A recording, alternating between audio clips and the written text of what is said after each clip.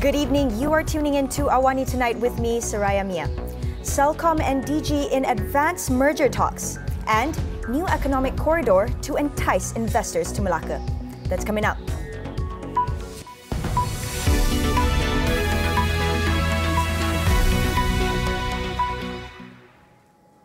Celcom is merging with Digi.com to create a giant telecommunications service provider in Malaysia in terms of value, revenue and profit. Axiata Group Berhad announced that it is in advanced discussions with Digi's parent company Telenor Asia to merge the telco operations in which the parties will have equal ownerships, estimated at 33.1% each.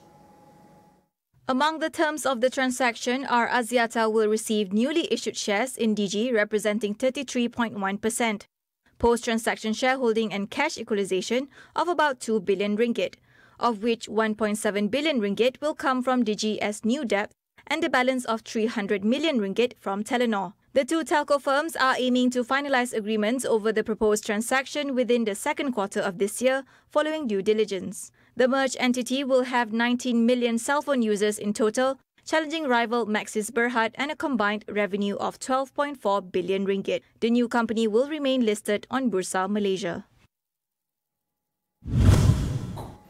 Following the delay on the implementation of Undi 18, Bersih 2.0 has demanded the setting up of an independent committee consisting of representatives from across political divides and civil societies to investigate the matter. The group also dismissed the excuses given by Election Commission Chairman over the delay, saying it would undermine public confidence in the integrity of his leadership. The electoral watchdog also questioned whether the cabinet meeting on April 7th had decided on separating the implementation of lowering the voting age to 18 years old and the automatic voter registration. On March 31st, Science, Innovation and Technology Minister Khairy Jamaluddin and Youth and Sports Minister Datuk Sri Rizal Marakan said they would present the proposal to the cabinet. Bersih 2.0 also demanded de facto Law Minister Datuk Sri Taqiyuddin Hassan to state his stand and pass a stand on the separation of implementation of Undi 18 and automatic voter registration. It said the act of deliberating the implementation of Undi 18 is akin to an act to suppress youth voters and it could ignite waves of public anger. Malaysia's unemployment rate has dropped slightly to 4.8% in February 2021 from 4.9% in January. According to Department of Statistics Malaysia, there is a decrease of 5,000 unemployed individuals in February as compared to the month before. Chief Statistician Datuk Sri Dr. Muhammad Uzair Mahidin said the number of actively unemployed persons that are available and seeking for work has reduced by 9,800. Whereas the number of employed persons rose 33,300 month-on-month to 15.27 million in February, compared with 15.24 million in January. He added that the number of employed persons in services sector continuously increased mainly in wholesale and retail trade, education and human health, as well as social work activities. Other than that, the number of employed persons in the manufacturing and construction sectors also stayed positive. Whereas the agriculture as well as mining and quarrying sectors as well as the tourism-related industries remained on a declining trend. Tonight, we want to take a closer look at Malacca. The state government today unveiled new economic corridor to attract high-impact investments to the state and to reduce Malacca's reliance on tourism. Chief Minister Datuk Sri Sulaiman Mat Ali tells AWANI Tonight just how this ambitious project will position Malacca as a preferred destination for investment. The Malacca Waterfront Economic Zone would be built on a 25,000-acre sea reclamation area, running a 33-kilometre stretch from Umbai to Sungai Udang. We cannot rely only on the tourism. We have a very limited land. So this limited land, we cannot do anything because each land we have the industrial area, the product, the tourism product is all on the land side. But because we are very in limited land, we got to do something. We have no other way. We have to do the reclamation. This reclamation is not only for the tourism, it's also for industry. The 100 billion ringgit project will include components such as ports, tourism, tax-free areas, and IR 4.0 industries. So we cannot depend only on the tourism, but if we want to be competitive with other states, we got to do something, bring more industry to Malacca. Sulaiman added that the Malacca Waterfront Economic Zone targets investments from neighbouring countries like Indonesia. We not depend the development in the local development only. The nearest, we get a neighbour like Indonesia.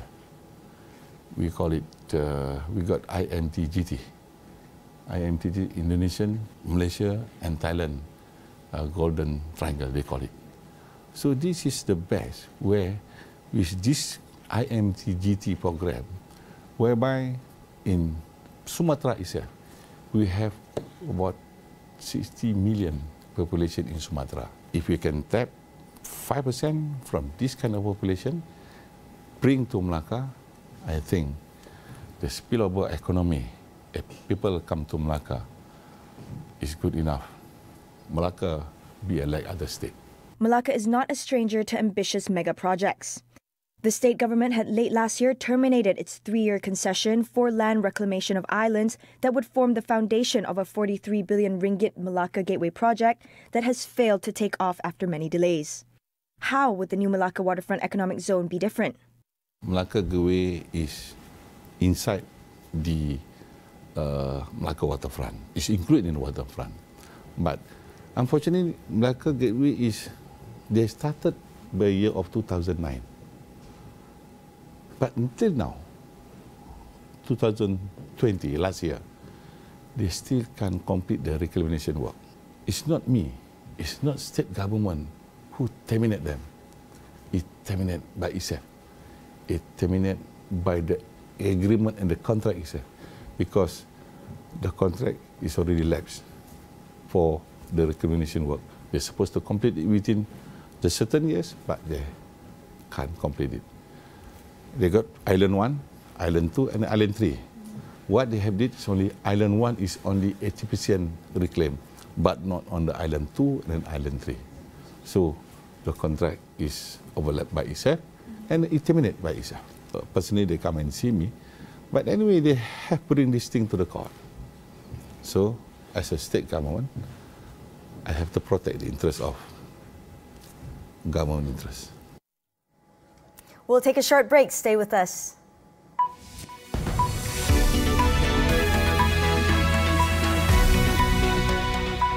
Untuk memastikan Malaysia ada ke depan dan maju. Induknya adalah Melayu. Balik kepada seperti orang yang membuat polisi. Kalau itu Deputy Prime Minister Heng Swee Keat is no longer in line to become Singapore's next Prime Minister. He said in a letter today that he would step aside as leader of the 4th generation team to make way for someone younger with a longer runway.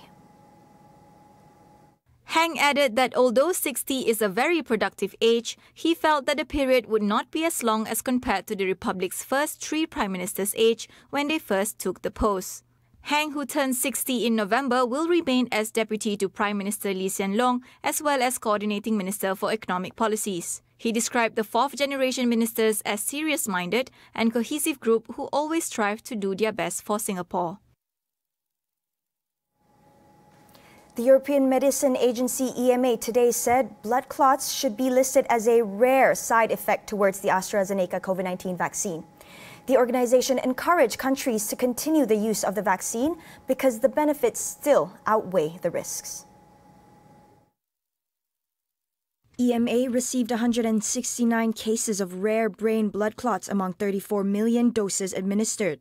No particular risk factors was identified, and the rare clots could be linked to an immune response to the vaccine. The organization reminded health professionals to be aware of the possible side effects within 2 weeks of vaccination. This is referring to women under 60, as most of the cases reported were within this category. Meanwhile, Minister in charge of the National COVID-19 Immunization Program, Khairi Jamaluddin, took note of EMA's statement and said that Malaysia will deliberate this matter before the vaccine is administered in the country.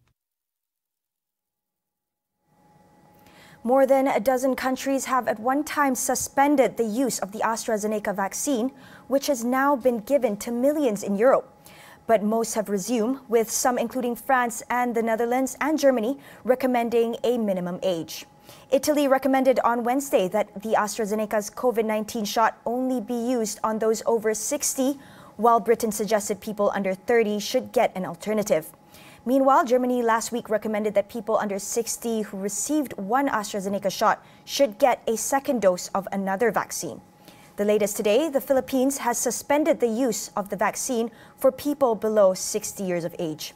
The EMA has not issued any new guidelines with regards to the use of the vaccine, but instead advised European countries to make their own decisions about how to handle the risk. South Korea's Conservative Party won by a landslide in the mayoral elections in Seoul and Busan. The win is seen as significant ahead of the upcoming presidential elections due March next year, as the two municipalities account for a quarter of the national population.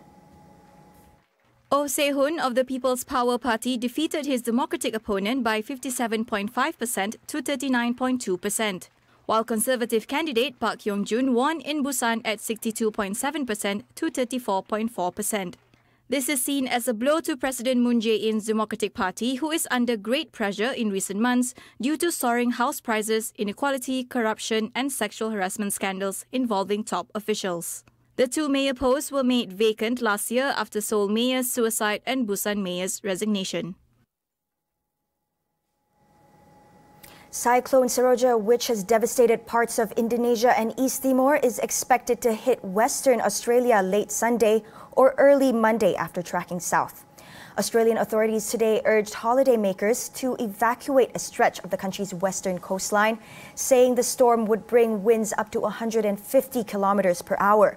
Almost 180 people were killed in Indonesia and East Timor earlier this week, after the cyclone proved one of the most destructive storms to hit the region in years. Dozens more are still missing and thousands have been left homeless.